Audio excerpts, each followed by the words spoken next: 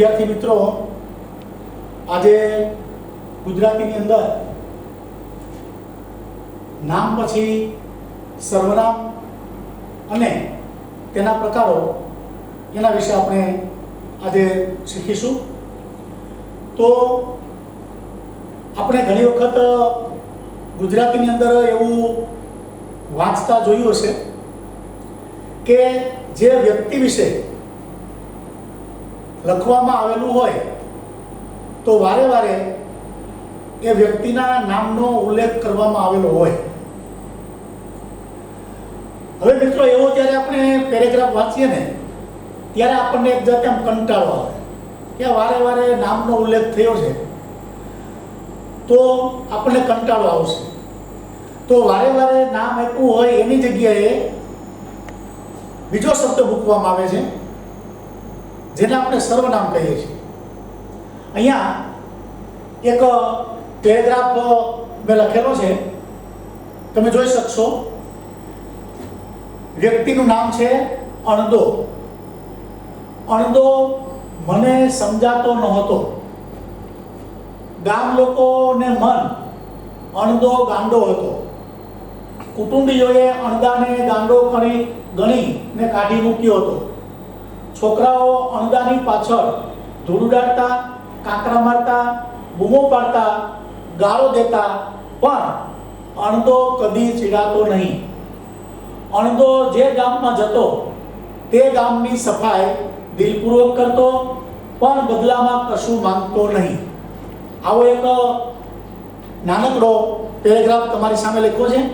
એમાં તમે જોઈ શકશો કે આ પેરેગ્રાફનો જ્યારે આપણે અભ્યાસ કરીએ છીએ ત્યારે આપણને વારે વારે એમ થાય કે આ વારે વારે અણદો અણદો શું લખ્યું છે આમાં, તો આપણને કંટાળો આવશે. પણ એની જગ્યાએ સર્વનામનો ઉપયોગ કરવામાં આવે ત્યારે આપણને આ પેરેગ્રાફ છે એની અંદર ખરેખર રુચિ આવશે. જો અહીંયા જ્યાં જ્યાં અણદો નામ લખેલું છે તો એની જગ્યાએ આપણે સર્વનામ વાપરવું હોય તો આ રીતે કરી શકીએ. આપણે આખો પેરેગ્રાફ ફરીથી લખતા નથી, પણ અહીંયા લખીએ કે અણદો મને સમજાતો નહોતો, ગામ લોકોને મન તે. જો અહીંયા અણદાની જગ્યાએ તે. ગામ લોકોને મન તે ગાંડો હતો. કુટુંબીઓએ તેને ગાંડો ગણીને કાઢી મૂક્યો હતો. છોકરાઓ તેની પાછળ ધૂળ ઉડાડતા, કાંકરા મારતા, બૂમો પાડતા, ગાળો દેતા, પણ તે કદી ચીડાતો નહીં. તે જે ગામમાં જતો તે ગામની સફાઈ દિલપૂર્વક કરતો, પણ બદલામાં કશું માંગતો નહીં. જો આ રીતે અહીંયા તે લખ્યો છે, અહીંયા તેને છે, એવી રીતે અહીંયા તેની છે, તે છે અને આ તે. તો આ સર્વનામ છે. તો આ રીતે નામની જગ્યાએ જે બીજો શબ્દ વપરાય એટલે કે તેને આપણે સર્વનામ તરીકે ઓળખીએ છીએ. અને સર્વનામને કારણે જે કાંઈ વાંચન પેરેગ્રાફ હોય, વાર્તા હોય તો એ આપણને વાંચવાની અંદર રસ પડશે. અહીંયા સર્વનામ એટલે શું? તો નામની જગ્યાએ જે શબ્દ વપરાય તેને સર્વનામ કહે છે. એટલે આપણે આખો સામે જે પેરેગ્રાફ છે એ પેરેગ્રાફમાં તમને સમજાઈ ગયું હશે કે નામની જગ્યાએ જે શબ્દ વપરાણો છે એ સર્વનામ છે. છતાંય આપણે એક ઉદાહરણ જોઈએ તો આ રીતે લખીએ આપણે કે રામ વનમાં ગયા અને ત્યાં તેઓ રહેવા લાગ્યા. તો અહીંયા તમે જોઈ શકશો કે પ્રથમ વ્યક્તિનું નામ એટલે રામ લખ્યું છે. રામ વનમાં ગયા અને ત્યાં તેઓ, તો આ સર્વનામ છે. નામની જગ્યાએ બીજો શબ્દ છે માટે આ સર્વનામ છે. તો સર્વનામ એટલે ટૂંકમાં કહીએ તો વ્યક્તિના નામની જગ્યાએ જે શબ્દ વપરાય છે તેને આપણે સર્વનામ કહીએ છીએ. હવે સર્વનામના પ્રકારોની અંદર કુલ 6 પ્રકારો છે. એમાં પ્રથમ પ્રકાર છે પુરુષવાચક સર્વનામ. પુરુષવાચક સર્વનામની વ્યાખ્યા છે કે જુદી જુદી વ્યક્તિઓ કે પુરુષોને દર્શાવવા માટે વપરાતા સર્વનામને પુરુષવાચક સર્વનામ કહે છે. હવે એમાં ત્રણ બાબત છે. પ્રથમ પુરુષ, બીજો પુરુષ અને ત્રીજો પુરુષ. તો પ્રથમ પુરુષ એટલે બોલનાર. પ્રથમ પુરુષ એટલે બોલનાર. તો બોલનારમાં શું આવશે? તો કે હું, મેં, અમે.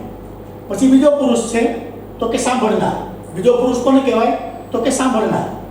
એક વ્યક્તિ બોલે છે, બીજી સાંભળે છે. એના માટે તું, તમે આવા સર્વનામનો ઉપયોગ થાય છે. અને ત્રીજો પુરુષ એટલે આ બંનેથી જુદો એટલે અન્ય. એના માટે સર્વનામ છે તે, તેઓ અને તેમનું. હવે અહીંયા આપણે એક ઉદાહરણ લખીએ પ્રથમ પુરુષ બોલનારમાં. તો કે મેં આંબો ઉછેર્યો. મેં આંબો ઉછેર્યો. તો અહીંયા બોલનાર છે હું, મેં, અમે. પછી કોઈ બહુવચન હોય તો અમે આવશે, અને એક વચનમાં હોય તો હું અથવા મેં. એટલે હું નિશાળે ગયો, મેં આંબો ઉછેર્યો. તો અહીંયા આ મેં પ્રથમ પુરુષ એ સર્વનામ છે. પછી બીજો પુરુષ સાંભળનાર. એમાં સર્વનામ તરીકે તું અથવા તમે આવા સર્વનામનો ઉપયોગ થાય છે. તો એના માટે ઉદાહરણ આપણે એમ લખી શકીએ કે તમે આજે જમવા આવજો. તો અહીંયા તમે છે એ સર્વનામનો ઉપયોગ થયો છે. એટલે કે બીજો પુરુષ જે સાંભળનાર છે. એટલે કે પ્રથમ વ્યક્તિ છે એ બીજી વ્યક્તિને કહે છે કે તમે આજે જમવા આવજો. એવી રીતે ત્રીજો પુરુષ જેને આપણે અન્ય કહીએ છીએ કે બે સિવાયનો ત્રીજો, એના માટે સર્વનામ છે તે, તેઓ, તેમનું. તો અહીંયા આપણે લખી શકીએ તે નિશાળે ગયો.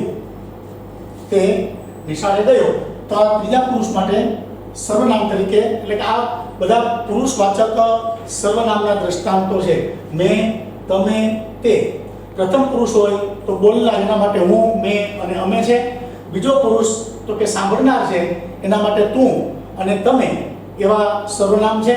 અને ત્રીજો પુરુષ એટલે કે અન્ય છે, તેના માટે તે, તેઓ અને તેમનું એવા સર્વનામનો ઉપયોગ થાય છે.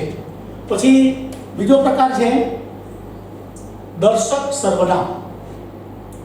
મિત્રો, આ દર્શક સર્વનામ, દર્શક શબ્દ આવે એટલે આપણે તરત જ એટલો ખ્યાલ આવી જાય કે કોઈ પણ વ્યક્તિ, સ્થળ કે વસ્તુ એને બતાવવા માટે જે શબ્દ વપરાય છે એને આપણે દર્શક સર્વનામ તરીકે ઓળખીએ છીએ. ઉદાહરણ આપણે લખીએ છીએ એનું.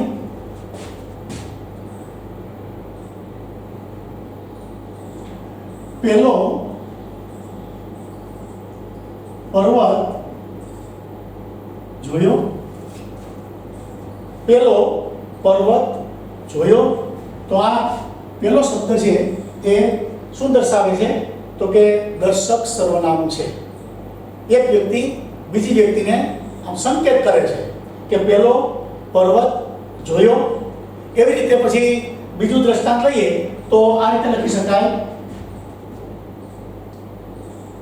પેલું સરોવર જોયું. તો અહીંયા આ પહેલું શબ્દ છે એ પણ દર્શકવાચક સર્વનામના શબ્દો છે.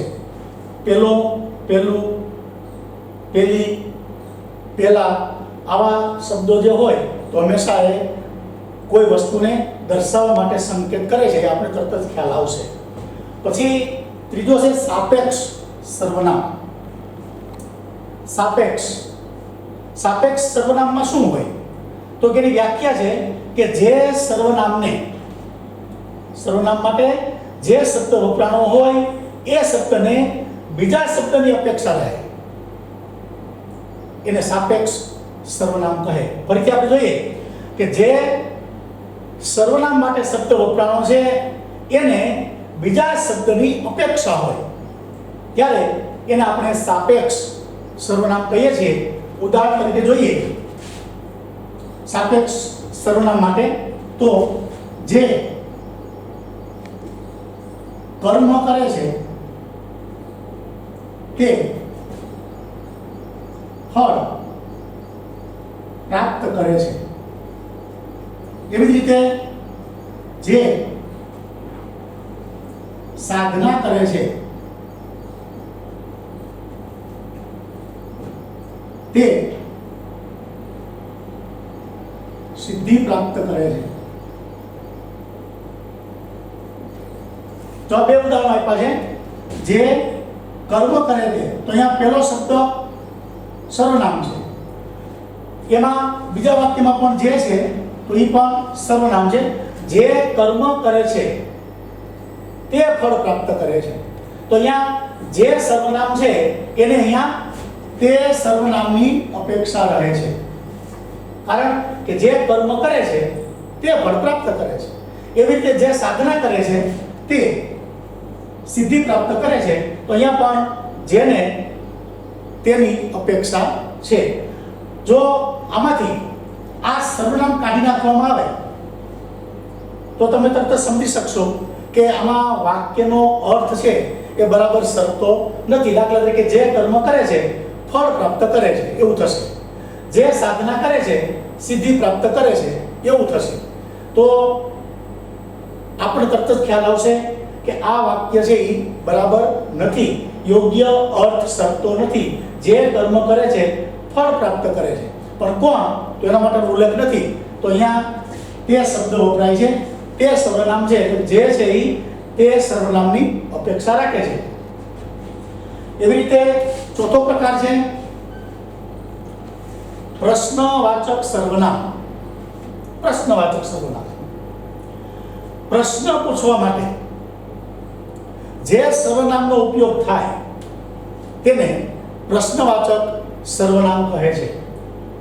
પ્રશ્ન પૂછવા માટે જે સર્વનામનો ઉપયોગ થાય છે તેને પ્રશ્નવાચક સર્વનામ કહેવામાં આવે છે. એના માટે આપણે ઉદાહરણ જોઈએ. પ્રશ્નવાચકમાં આ ઓરડામાં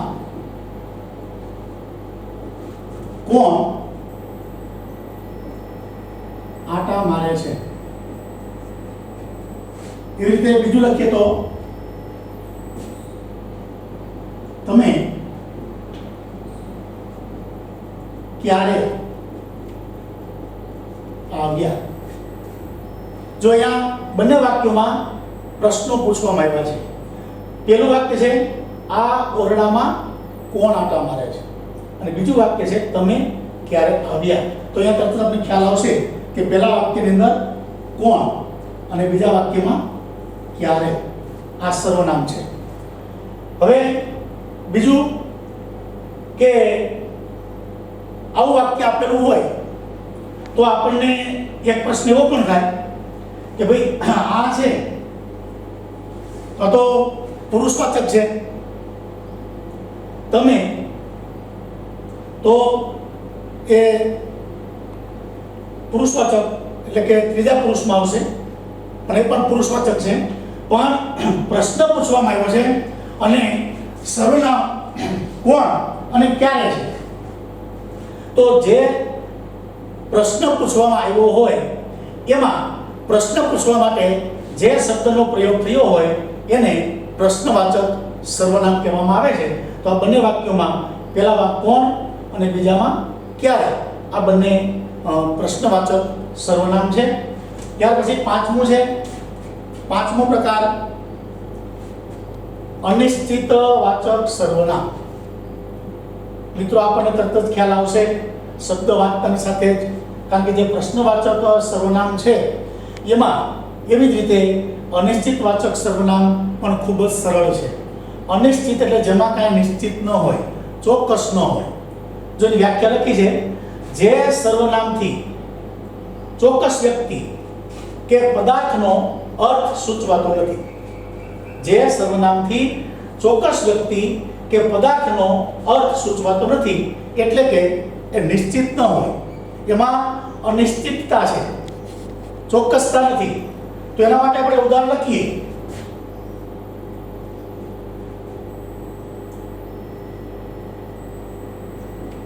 નિશાળમાંથી કંઈક ચોરાયું છે. બીજું ઉદાહરણ, તમે કંઈક ગુમાવ્યું છે. બે વાક્યો લખ્યા છે આપણે. નિશાળમાંથી કંઈક ચોરાયું છે. બીજું વાક્ય બતાવે છે તમે કંઈક ગુમાવ્યું છે. હવે નિશાળમાંથી ચોરાણું છે બરાબર છે, પણ શું ચોરાણું છે, કેટલું ચોરાણું છે એ નિશ્ચિત નથી. કંઈક શબ્દ વાપર્યો છે, તો કંઈક છે એ અનિશ્ચિતવાચક સર્વનામ છે. એવી રીતે તમે કંઈક ગુમાવ્યું છે, તો અહીંયા પણ કંઈક શબ્દ છે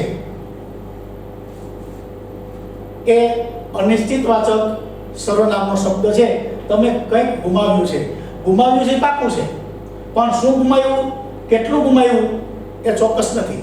તો જે વાક્યની અંદર જે સર્વનામ દ્વારા ચોક્કસતા દર્શાવવામાં આવતી ન હોય, એટલે કે એનો નિર્દેશ સ્પષ્ટ ન હોય, ચોક્કસ ન હોય, ત્યારે એને આપણે અનિશ્ચિતવાચક સર્વનામ તરીકે ઓળખીએ છીએ. પછી છઠ્ઠો પ્રકાર છે સ્વવાચક સર્વનામ. સ્વવાચક, જે સર્વનામ પુરુષવાચક સર્વનામ સાથે વપરાય તેને પોતાને ઓળખાવે એવો જે સર્વનામનો શબ્દ વપરાણો હોય કે જે પોતાને ઓળખાવે, ત્યારે એને આપણે સ્વવાચક સર્વનામ કહીએ છીએ. દાખલા તરીકે, મેં આ કામ પોતે કર્યું છે. મેં આ કામ પોતે કર્યું છે. તો અહીંયા પણ આપણે ખ્યાલ આવશે કે અહીંયા પુરુષવાચક સર્વનામ માટે મેં છે, પણ પાછી પોતાની જાતને ઓળખાવે છે. મેં આ કામ પોતે કર્યું છે. તો પોતે પોતાની જાતને ઓળખાવે છે. તો જે વાક્યની અંદર જે સર્વનામ પુરુષવાચક સર્વનામ સાથે વપરાય, એટલે કે પુરુષવાચક છે એની સાથે આ સર્વનામ વપરાણો છે અને તેને પોતાને ઓળખાવે છે. એ પણ એ વાત આવી ગઈ પુરુષવાચકમાં કે મેં, પણ છતાંય અહીંયા પાછું પોતે શબ્દ લખ્યો છે, તો એ પોતે પોતાને ઓળખાવે છે. એટલે જે સર્વનામ પુરુષવાચક સર્વનામ સાથે વપરાય તેને પોતાને ઓળખાવે એવું વાક્ય હોય, ત્યારે એવા શબ્દને જે પોતાને ઓળખાવતો હોય એવો શબ્દ છે એ સ્વવાચક સર્વનામ તરીકે ઓળખાય છે.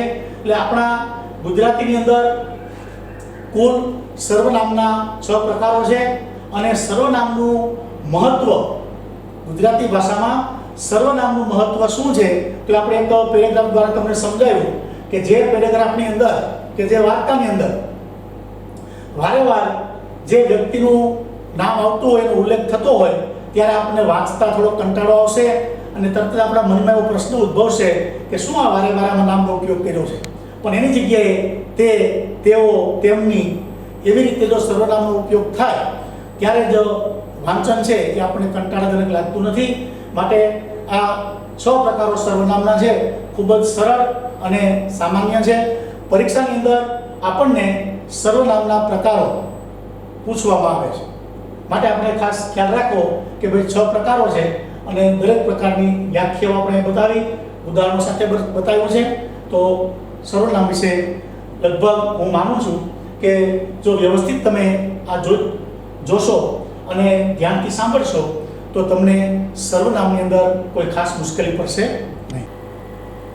વિદ્યાર્થી મિત્રો, અહીંયા આપણે સર્વનામના જે પ્રકારો જોયા એમાં 6 પ્રકારોના ઉદાહરણો લખ્યા છે, જે આપણે વ્યવસ્થિત જોઈશું જેથી કરીને તમને થોડો ખ્યાલ આવશે.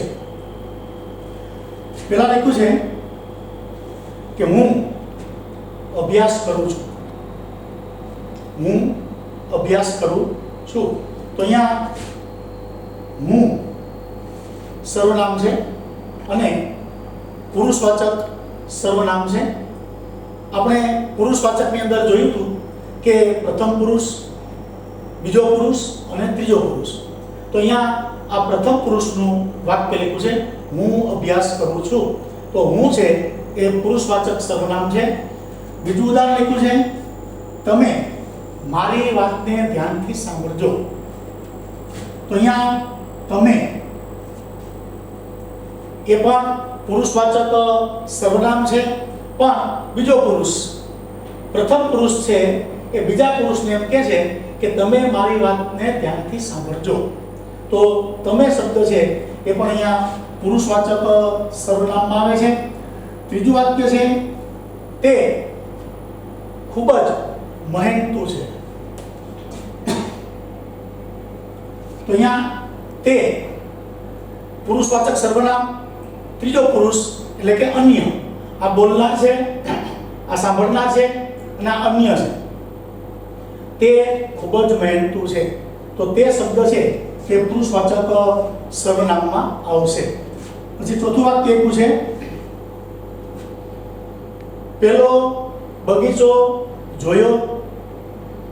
એવી રીતે પાંચમું વાક્ય એવું છે, તમને કયું ફૂલ ગમે છે, આ કે પેલું. તો તરત જ આપણે ખ્યાલ આવશે અહીંયા કે અહીંયા પ્રથમ વાક્યની અંદર આંગળીના સંકેત દ્વારા બીજી વ્યક્તિને બગીચો જોવા માટે સંકેત કરે છે. શું કીધું? પહેલો. તો આ પહેલો શબ્દ છે એ દર્શકવાચક સર્વનામ છે. એવી રીતે તમને કયું ફૂલ ગમશે, આ કે પેલું. તો આ પહેલું શબ્દ છે એ પણ દર્શકવાચક શબ્દ છે, કારણ કે દર્શાવે છે કે આમાં તમને કયું ફૂલ ગમશે, આ કે પેલું. તો દર્શકવાચક સર્વનામ છે. છઠ્ઠું વાક્ય એ પૂછે, જે સત્ય બોલે છે તે જીતે છે. સાતમામાં આપ્યું છે, જે મહેનત કરે છે તે ફળ પ્રાપ્ત કરે છે. તો અહીંયા કયું આવશે? તો કે સાપેક્ષ. અહીંયા જે તે, બીજા વાક્યમાં પણ એ રીતે છે, જે અને તે. જે છે એને તેની અપેક્ષા છે. તો સાપેક્ષ સર્વનામ એના આ બંને વાક્યો આપણે લખ્યા છે કે જે સત્ય બોલે છે તે જીતે છે, જે મહેનત કરે છે તે ફળ પ્રાપ્ત કરે છે. માટે આપણે આને સાપેક્ષ સર્વનામ કહીશું. જે તે, આવી રીતે જ્યારે, ત્યારે, જેવું, તેવું, આ બધા પણ સાપેક્ષ સર્વનામના શબ્દો છે. પછી આઠમું વાક્ય લખ્યું છે, મારી બેગ કોણે લીધી. અને નવમું છે, શું આ પેન તમારી છે. તો અહીંયા કોણે અને શું, પહેલા વાક્યમાં કોણે અને બીજા વાક્યમાં શું, આ બંને શબ્દો છે એ પ્રશ્નો પૂછે છે. પ્રથમ વાક્યમાં કોણ શબ્દ દ્વારા પ્રશ્ન પૂછાણો છે, જ્યારે બીજા વાક્યમાં શું દ્વારા પ્રશ્ન પૂછાણો છે. માટે આ બંને વાક્યો છે એ પ્રશ્નવાચક સર્વનામની અંદર આવે છે. પછી 10મું વાક્ય છે, તેણે કંઈક ગુમાવ્યું છે. અને 12મું વાક્ય એવું છે, તે કંઈક મૂંઝાય છે અથવા મૂંઝવણમાં છે. તો આ અનિશ્ચિતતા દર્શાવે છે. તેણે કંઈક ગુમાવ્યું છે, તે કંઈક મૂંઝાય છે. શા માટે મૂંઝાય છે એનો ખ્યાલ નથી, એટલે અનિશ્ચિતતા છે. બંને વાક્યોની અંદર કોઈ ચોક્કસતા નથી, ચોક્કસ નિર્દેશ નથી. શું ગુમાવ્યું છે અને શા માટે મૂંઝાય છે એ કોઈ ચોક્કસતા નથી. માટે આ 10મું અને 11મું આવશે. અહીંયા 11મું વાક્ય છે, 10 અને 11, આ બંને વાક્યો છે એ અનિશ્ચિત વાચક સર્વનામ છે. ત્યાર પછી 12 અને 13, 12મું વાક્ય લખ્યું છે, મેં પોતે આ ચિત્ર બનાવ્યું છે. અને છેલ્લું વાક્ય છે, એણે બધું જ કામ પોતાની મેળે કર્યું છે. તો અહીંયા સ્વવાચક સર્વનામ છે. મેં પોતે, આ વ્યક્તિવાચક છે આ પણ વ્યક્તિવાચક છે, પણ પાછું પોતાની મેળે. તો સ્વવાચક શબ્દની અંદર આપણે આગળ જોઈએ હતા કે જે સર્વનામ છે એ સર્વનામ શબ્દ દ્વારા બીજા સર્વનામને પોતાને ઓળખાવે, એટલે કે પોતાની ઓળખ બતાવે, ત્યારે આપણે એને સ્વવાચક સર્વનામ કહીએ છીએ. તો આ 12મું અને 13મું બંને વાક્યની અંદર પોતે પોતાને ઓળખાવે છે, એટલે આ બંને વાક્યો છે એ સ્વવાચક સર્વનામના છે. તો આ રીતે આપણે 6 પ્રકાર સર્વનામના અને 6 પ્રકારના જે વાક્યો આપણે જોયા દરેકના બબે, અને પ્રથમ વ્યક્તિવાચક સર્વનામની અંદર આપણે 3 વાક્યો જોયા છે, કારણ કે એમાં બોલનાર, સાંભળનાર અને અન્ય, એટલે કે પ્રથમ પુરુષ, બીજો પુરુષ અને ત્રીજો પુરુષ છે. આ રીતે આપણે વાક્યો લખી અને તમને સર્વનામ બતાવ્યા. તો આ રીતે આપણે સર્વનામને ઓળખશું, જેથી કરીને આપણને સર્વનામમાં કે વાંધો ના આવે. પરીક્ષાની અંદર આપણને સર્વનામના પ્રકારો પૂછવામાં આવે છે. પંક્તિ આપી હોય, પંક્તિની અંદર અંડરલાઈન કરેલી હોય અને સૂચના આપ્યું હોય કે રેખાંકિત શબ્દનો સર્વનામનો પ્રકાર ઓળખાવો. તો કયો પ્રકાર છે તો આપણે આના પરથી ખ્યાલ આવશે. તો આ રીતે આપણે આજે સર્વનામના પ્રકારો અને એનું મહત્વ જોયા.